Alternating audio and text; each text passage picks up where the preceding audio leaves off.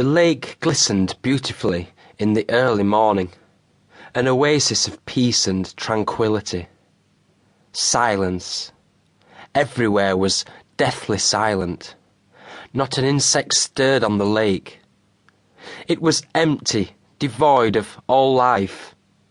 It seemed a sin for such a place of immense beauty to repel life. A small insect scurried from the bank towards the water. It was rumoured that whoever drank from the lake would instantly die. The insect paddled onto the surface. For a second, it seemed to be confused, as if in awe of the lake's silvery beauty. It extended its jaws, took a drink, and froze in shock. Suddenly it shimmered a pale golden grey in the early morning mist and, with a low hiss, vanished out of existence. Varisht watched all this with a keen fascination. His mind studied every detail of the insect's demise. Damn! How long had he worked on this enigma? 100 years? How many times had he nearly gone insane with frustration and almost plunged into the icy blue water? How many times? Too many, and yet he hadn't. Something had warned him. Some deep instinct had stopped him, or that was what he liked to think. He didn't like to think of himself as a coward. After all, he didn't believe the rumours. The insects hadn't really died. The way it vanished seemed to suggest something else. It had been transported, but to where? If he were to leap into the lake and find himself transported to somewhere he couldn't hope to survive, then that was almost as good as the lake killing him itself. No, he wouldn't risk it.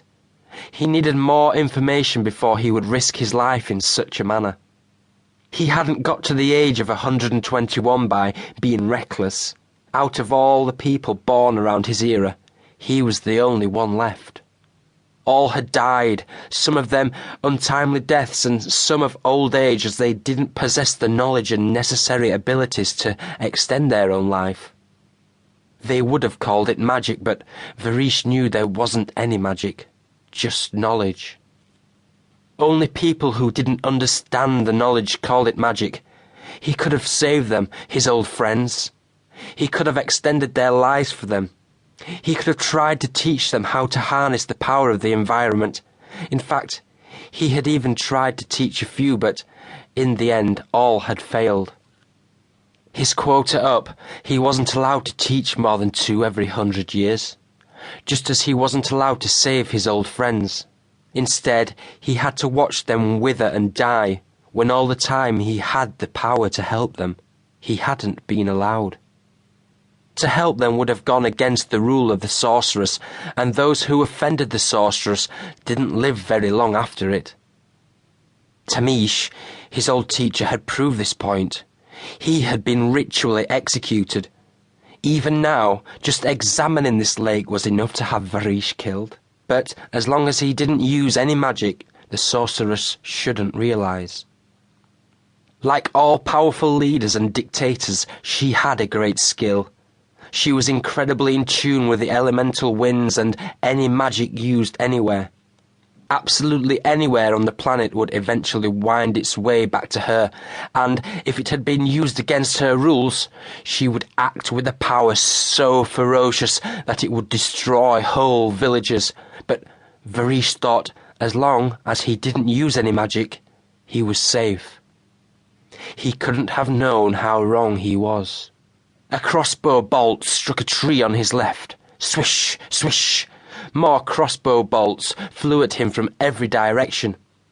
The sorceress's hounds had found him, and now he was to pay for breaking her laws. He lay flat on the ground as the bolts continued to whiz over his head. He was pinned down and couldn't move. He heard footsteps as the hounds closed in. In seconds they would be upon him, flaying his body with their short swords unless he acted.